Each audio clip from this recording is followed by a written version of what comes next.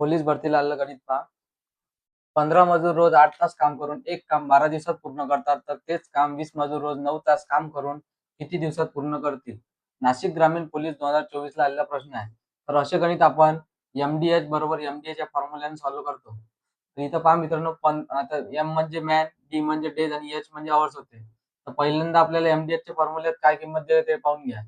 15 मजूर म्हणजे इथं किती M 15, D डेज किती दिले इथं 12 दिवस म्हणजे गुणिले 12 आणि H आवर किती दिलाय 8 तास.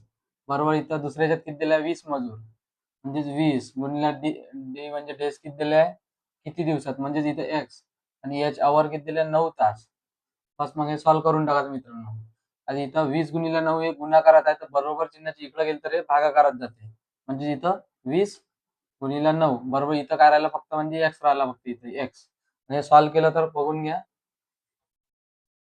5 चोक 20, 5 त्रिक 15, 3 त्रिक 9, 4 दोन्ही 8 आणि 3 चोक 12. म्हणजे वरती काय उरलं फक्त मित्रांनो 4 गुणिले 2, 4 दोन्ही किती झाले 8.